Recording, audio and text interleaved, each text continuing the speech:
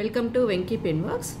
మే 27th రోజున ఈనాడులో ఒక ఆర్టికల్ వచ్చింది. అదేంటిదంటే డిజిటల్ సేవలు అందరికీ అందాల్సిందే అనే పెద్ద అక్షరాలతో మనకు ఒక ఆర్టికల్ అయితే రూపొందించబడింది. ఎందుకంటే ఇది ఈ మధ్యన ఆర్టికల్ 21 అంటే ఆర్టికల్ 21 ప్రకారం ఏంటిది, రైట్ టు లివ్. ఈ రైట్ టు లివ్లో డిజిటల్ సర్వీసులు కూడా అందులో భాగమే అని సుప్రీంకోర్టు అయితే తీర్పు ఇచ్చింది. సో ఈ తీర్పును బేస్ చేసుకొని ఈ ఆర్టికల్ రూపొందించబడింది. ఈ ఆర్టికల్ అంతా కూడా ఇప్పుడు ప్రస్తుతం ఉన్న మారిన కాలానికి డిజిటల్ సేవలు ఎంత ప్రాముఖ్యత సంతరించుకున్నాయి, ఇకపోతే మనం చేయాల్సినవి ఏంటి, ప్రభుత్వాలు చేస్తున్నవి ఏంటిది, ఇంకా మనం ఎంతవరకు ఉన్నాము, ఇంకా ఎంతవరకు వెళ్ళాలి, వాటి వల్ల వచ్చిన ఛాలెంజెస్ ఏంటి అన్నీ బేస్ చేసుకొని ఈ ఆర్టికల్ అయితే ఉంది. ఇది మనకి సైన్స్ అండ్ టెక్నాలజీలో జనరల్ ఎస్ఏ కోసమైనా లేకపోతే సైన్స్ అండ్ టెక్నాలజీ పోర్టల్లో షార్ట్ ఆన్సర్స్కి అయినా ఇది అయితే చాలా యూజ్ అవుతుంది అని అనుకుంటున్నాను. మీకు కూడా ఈ ఆర్టికల్ అయితే ప్లస్ అవుతుందని భావిస్తున్నాను. మీరు ఇందులో మీకు నచ్చిన పాయింట్స్ని నోట్ చేసుకోవచ్చు. ఇక్కడైతే చాలా ఇన్ఫర్మేషన్ ఉంది. సో ఒకసారి మనం ఆర్టికల్లోకి వెళ్ళిపోతే, సంక్షేమ పథకాలు ప్రభుత్వ సేవలను ఆన్లైన్ వేదికల ద్వారా అందిస్తున్నందువల్ల డిజిటల్ సేవలు అందుబాటులో ప్రజల మధ్య అంతరాలను తొలగించాలని సుప్రీంకోర్టు స్పష్టం చేసింది. ఇప్పుడు మనం అన్ని సంక్షేమ పథకాలైనా గవర్నమెంట్ సర్వీస్ అయినా అన్ని ఆన్లైన్లోనే జరుగుతున్నాయి. సో ఇప్పుడు అంతా డిజిటల్ టెక్నాలజీ వచ్చినప్పుడు ప్రజల మధ్యన అంతరాలు అంటే ఇప్పుడు గ్రామీణ పరంగా కానీ పట్టణాల పరంగా కానీ ప్రజల మధ్య పురుషులు స్త్రీల మధ్యనే ఉన్నాయి. ఈ అంతరాలన్నిటినీ తొలగించాలని అయితే సుప్రీంకోర్టు చాలా ఖచ్చితంగా స్పష్టం చేసింది. 21వ రాజ్యాంగ అధికరణ ప్రకారం డిజిటల్ సదుపాయాలు పొందడం జీవించే హక్కులో అంతర్భాగమని ఇటీవల ఓ కేసు తీర్పులో సుప్రీంకోర్టు వ్యాఖ్యానించింది. ఆర్టికల్ 21 మనకేం చెప్తుంది, రైట్ టు లివ్. సో ఈ రైట్ టు లివ్లో ఇప్పుడు మనకి ఆర్టికల్ 21 రైట్ టు లివ్ అంటే మనము లివ్ చేయడానికి మనం మారుతున్న కాలంలో మనకి అవసరాలు మన నీడ్స్ కూడా మారుతూ ఉంటాయి. సో ఇప్పుడు డిజిటల్ సర్వీసెస్ అయితే చాలా మస్ట్ అయిపోయినాయి కాబట్టి అది కూడా ఇందులో భాగమే అని అయితే సుప్రీంకోర్టు వ్యాఖ్యానించింది. సో దీన్ని బేస్ చేసుకుని ఆర్టికల్ అంతా దివ్యాంగులు, గ్రామీణులు, వృద్ధులు, ఆర్థికంగా బలహీన వర్గాలు, మహిళలు డిజిటల్ సేవల్ని పూర్తి స్థాయిలో పొందలేకపోతున్నారని కూడా పేర్కొంది. సో వీళ్ళందరూ పొందలేకపోతున్నారు. మరి వీటి కోసం ఏం చేయాలి, మనం ఏం చేసినాం అనేది కూడా దీని మీద ఈ ఆర్టికల్లో ఉంది. మనం ఆర్టికల్లోకి వెళ్ళిపోతే, దేశంలో గ్రామీణ పట్టణ ప్రాంతాలు, స్త్రీ పురుషులు, రాష్ట్రాలు, వర్గాల మధ్య డిజిటల్ అంతరాలు కొనసాగుతున్నాయి. కోవిడ్ సమయంలో ఆన్లైన్ విద్య తప్పనిసరి కావడంతో ల్యాప్టాప్లు, ఇంటర్నెట్ పరికరాలు, సౌకర్యాల లేమితో పేద విద్యార్థులు అధికంగా నష్టపోయారు. ఆధునిక ఉపకరణాలను ఉపయోగించుకోగలిగే ఆర్థిక సామర్థ్యం కొరవడటం కూడా బలహీన వర్గాలకు డిజిటల్ విద్యను సేవలను దూరం చేస్తుంది. సో దేశంలో 60% పిల్లలకు డిజిటల్ అభ్యసనం అందుబాటులో లేదని అజిం ప్రేమ్జీ ఫౌండేషన్ నివేదిక తెలియజేస్తుంది. ఇప్పుడు మన కోవిడ్ తర్వాత వచ్చిన ఆన్లైన్ ఎడ్యుకేషన్ వల్లనైతేనేమి అందరికైతే కావాల్సి వచ్చింది, కానీ పేద విద్యార్థులకు ఈ చాలా డ్రాప్అవుట్స్ కూడా పెరిగింది ఈ డిజిటల్ పరికరాలు అందుబాటులో లేకపోవడం వల్ల. సో అజిం ప్రేమ్జీ ఫౌండేషన్ నివేదిక ఏం చెప్తుంది, 60% పిల్లలకు డిజిటల్ అభ్యసనం అందుబాటులో లేదనే చెప్తుంది. దేశంలో 86% టెలి సాంద్రత ఉన్నప్పటికీ గ్రామీణ ప్రాంత వాసులు 59% మాత్రమే ఆన్లైన్లో కార్యకలాపాలు నిర్వహించగలుగుతున్నారు. మన దేశంలో టెలి సాంద్రత 86%, కానీ గ్రామీణ ప్రాంత వాసులు ఎంత ఉన్నది, 59% మాత్రమే ఆన్లైన్ సౌకర్యాలను పొందుతున్నారు ఒక అధ్యయనం వివరించింది.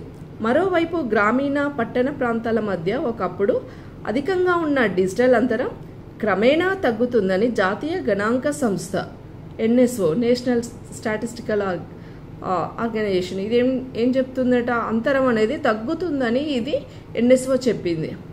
కానీ దేశంలో 95.1% కుటుంబాలు మొబైల్ వినియోగిస్తున్నాయని, పట్టణ యువత 92%, గ్రామీణ యువత 82% ఇంటర్నెట్ను వాడుతున్నారని ఓ అధ్యయనం వివరిస్తుంది. అయితే NSO అధ్యయనంపై నిపుణుల సందేహాలైతే వ్యక్తం చేస్తున్నారు. గ్రామీణ ప్రాంతాల్లో ఇంటర్నెట్ సేవలు పూర్తి స్థాయిలో విస్తరించలేదని, చాలా వరకు పల్లెలు విద్యుత్ కొరతను ఎదుర్కొంటున్నాయని మరికొన్ని అధ్యయనాలు స్పష్టం చేస్తున్నాయి.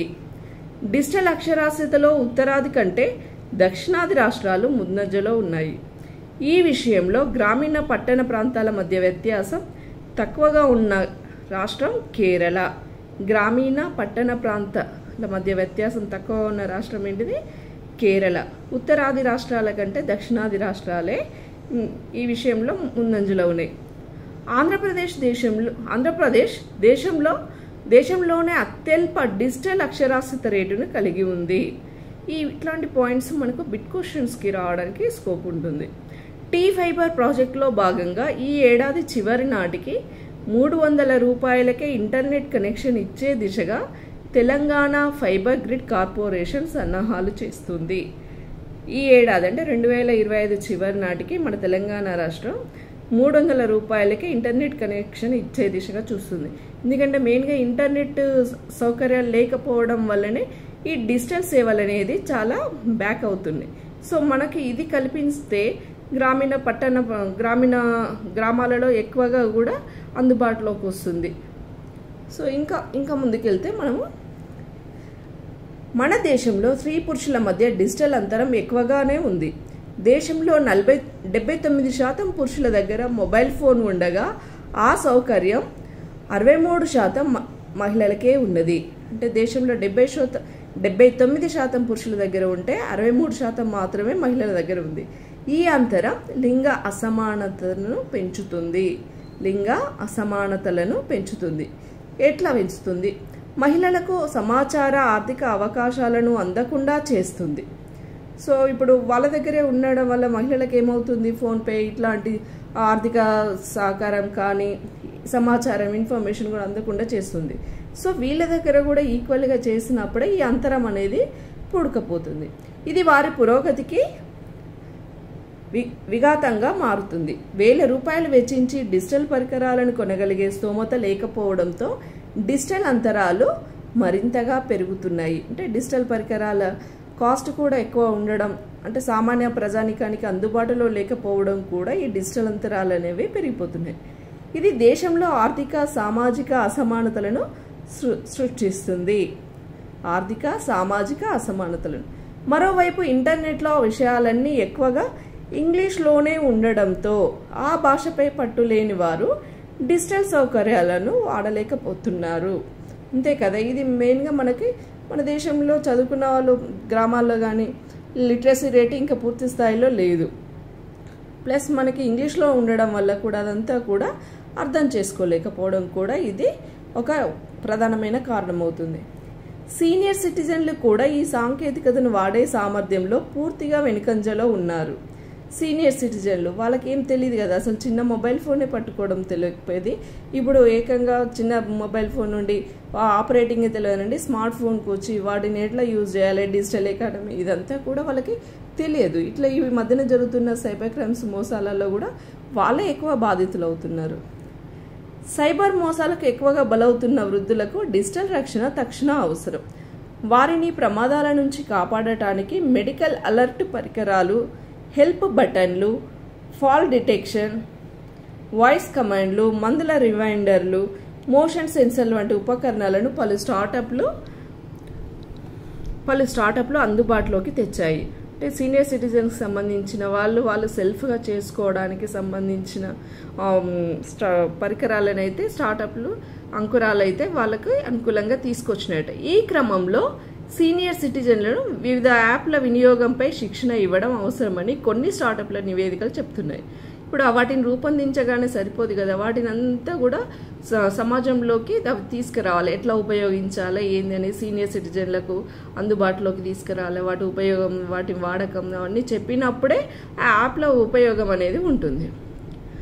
ఆర్థిక పురోగతిలో డిజిటలీకరణ ప్రాధాన్యాన్ని గుర్తించిన కేంద్రం వివిధ వర్గాల మధ్య అంతరాలను తగ్గించడానికి పలు పథకాలు చేపడుతుంది. సో డిజిటలీకరణ కోసము మన భారత ప్రభుత్వం అయితే కొన్ని పథకాలను చేపట్టింది. అవి చూస్తే digital India, Bharat net project, digital అక్షరాస్యత mission, internet Saathi, optical fibre network. అవేంటి? Digital India, Bharat network project, digital అక్షరాస్యత mission, internet Saathi, optical fibre network ఈ తదితర కార్యక్రమాలను అయితే భారత ప్రభుత్వం చేపడుతుంది. ఇవి ఆశించిన లక్ష్యాలను అందుకోలేకపోతున్నాయని ప్రభుత్వ నివేదికలు కూడా స్పష్టం చేసినాయి. అంటే వీటి అమలులో కానీ, వాటికి నిధుల కేటాయింపులో కానీ, ప్రజలకు రీచ్ చేయడంలో కానీ అయితే కొంచెం లోపాలు ఏర్పడడం వల్ల ఇవి అనుకున్న లక్ష్యాలు అయితే సాధించలేకపోతున్నాయని నివేదికలు అయితే వచ్చినాయి. మరి వాటిని తగ్గిస్తూ మళ్ళీ ఇంకా ముందుకైతే తీసుకెళ్లాల్సిన పరిస్థితి అయితే ఉంది. దేశంలో కనీసం 2 లక్షల గ్రామాల్లో ఆప్టికల్ ఫైబర్ నెట్వర్క్, బ్రాడ్బ్యాండ్ కనెక్షన్లు ఇవ్వాలన్న లక్ష్యం గురికి ఆమడ దూరంలోనే ఉంది. ఇంకేమనుకున్నారు, 2 లక్షల గ్రామాల్లో ఆప్టికల్ ఫైబర్ నెట్వర్క్, బ్రాడ్బ్యాండ్ కనెక్షన్లు ఇవ్వాలని అనుకున్నారు. ఇంకా అది ఇప్పటికీ సాధ్యం కాలేదని చెప్తున్నారు. దేశంలో డిజిటల్ ఆర్థిక వ్యవస్థ 2026 నాటికి జీడిపిలో 5వ వంతుకు చేరుకుంటుందని ఆర్బీఐ తాజా నివేదిక వెల్లడించింది. ఆర్బీఐ రీసెంట్గా ఇచ్చిన నివేదికలో రిపోర్ట్లో ఏమంటుంది, దేశంలో డిజిటల్ ఆర్థిక వ్యవస్థ, డిజిటల్ ఎకానమీ 2026 నాటికి మన జీడిపిలో 5వ వంతు డిజిటల్ ఎకానమీ ఉంటుందని ఆర్బీఐ వెల్లడించింది. విస్తరిస్తున్న యూపీఐ సేవలతో చాలామంది డిజిటల్ చెల్లింపుల అనుభవాన్ని పొందుతున్నారని కూడా అది సూచించింది. అంటే ఇప్పుడు ఎక్కువ కూడా యూపీఐ అందరూ ఉపయోగించే స్టేజ్లోకి వెళ్ళిపోయిండ్రు. చదువుకున్న వాళ్ళు, చదువుకున్న వాళ్ళని కాకుండా ప్రతి ఒక్కరు సిటిజన్ పిల్లలు కూడా ఉపయోగించే స్టేజ్లోకి వెళ్ళిపోయిండ్రు. డిజిటల్ ఆర్థిక వ్యవస్థలో వృద్ధి నమోదు దేశ ప్రగతికి కీలకం అవుతుంది. అంతే కదా, డిజిటల్ ఆర్థిక వ్యవస్థనే మన ఇప్పుడు 26 నాటికి 5వ వంతు చేకూరుతుంది అంటే ఇప్పుడు ఇది చాలా ప్రోగ్రెసివ్గా ఉంది. ఇదే మనకి కీలకం అవుతుంది. రాబోయే కాలంలో మనం ఇప్పుడు ప్రజెంట్ అయితే మనం భారతదేశము ప్రపంచంలో 4వ అతిపెద్ద ఆర్థిక వ్యవస్థగా ఉంది. ఇంకా వికసిత్ భారత్ నాటికి మంచి ఆర్థిక వ్యవస్థగా 3వ స్థాయికి జరగాలి అంటే ఇంకా 2 వాటికి జరగాలంటే మాత్రం ఈ డిజిటల్ ఎకానమీ అయితే చాలా కీలకమవుతుంది. దేశంలో వాస్తవాభివృద్ధి జరగాలంటే డిజిటల్ అంతరాలు తగ్గాల్సిందేనని వివిధ అధ్యయనాలు తేల్చి చెప్తున్నాయి. వాస్తవంగా అంటే రియల్ డెవలప్మెంట్ ఉండాలంటే ఈ డిజిటల్ గ్యాప్స్ అనేవి చాలా తగ్గించాలి. ఇందుకోసం డిజిటల్ మౌలిక సదుపాయాల అభివృద్ధే కీలకం. బడ్జెట్ మరి ఏం చేయాలి, మరి ఈ డిజిటల్ అంతరాలను తొలగించాలంటే మరి ఏం చేయాలి, అవి కొన్ని చూసుకుంటే బడ్జెట్ మొబైల్ ఫోన్లు అంటే సామాన్య ప్రజలకు కూడా వాళ్ళ బడ్జెట్లో కొనుక్కునేటట్టు స్మార్ట్ మొబైల్స్ అందుబాటులోకి తీసుకురావాలి. డిజిటల్ పరికరాల తయారీని ప్రోత్సహించడం, మన దేశంలో డిజిటల్ పరికరాలను అంటే ఇంపోర్ట్ చేసుకోవడం కంటే మన దగ్గరే తయారు చేయడం అట్లాంటివి చేయాలి. సర్వీస్ ప్రొవైడర్ల మధ్య మార్కెట్ పోటీని సృష్టించడం ద్వారా సేవలు అనేవి వేగవంతం అవుతాయి. ఇక విద్యార్థుల్లో డిజిటల్ అక్షరాస్యతను ప్రోత్సహించాలి. ఇప్పుడు మనం స్కూల్ లెవెల్లోనే ఇప్పుడు మారుతున్న కాలానికి ఇప్పుడు మనం ఉన్న దేశ ప్రజలను మనము ఈ డిజిటల్ సేవల పరంగా అవేర్నెస్ తీసుకొస్తూనే స్కూల్స్లో కూడా దీన్ని ఇంప్లిమెంట్ చేయాలి. సో ఒక్కోసారి స్కూల్ పిల్లలకి ఇంప్లిమెంట్ చేసినామంటే అది జనరేషన్ కూడా గ్యాప్స్ లేకుండా పోతుంది. సో అందుకే ఏమంటున్నారు, విద్యార్థుల్లో డిజిటల్ అక్షరాస్యతను ప్రోత్సహించాలి. సంబంధిత కంటెంట్ను ప్రాంతీయ భాషల్లోనూ రూపొందించాలి. మనం ముందే చెప్పుకున్నాం కదా, అదంతా కూడా ఇంగ్లీష్లో ఉండడం వల్ల ఆ ఇంగ్లీష్ అర్థం కాకపోవడం కూడా అదొక లోపమే అవుతుంది. సో ఆ లోపాలన్నీ మనము పూడ్చగలిగితే మనం సక్సెస్ అవుతాం. సో సంబంధిత కంటెంట్ అనేది ప్రాంతీయ భాషల్లో రూపొందించాలి. టెలికాం సేవల నాణ్యతను, విశ్వసనీయతను పెంపొందించాలి. టెలికాం సేవల నాణ్యత, విశ్వసనీయత అంటే నమ్మకం, అంటే అక్యురేట్గా అంటే డిస్టర్బెన్సెస్ అనేవి లేకుండా చాలా క్లారిటీగా ఉండేటట్టు, స్పీడ్గా ఉండేటట్టు చూడాలి. సైబర్ భద్రత ఇది చాలా ముఖ్యం. ఇప్పుడు మనం డిజిటల్ సర్వీస్ ఎంత అందించినా కూడా దానితో పాటుగా ప్యారలల్గా సైబర్ క్రైమ్స్ అనేవి బాగా జరుగుతున్నవి.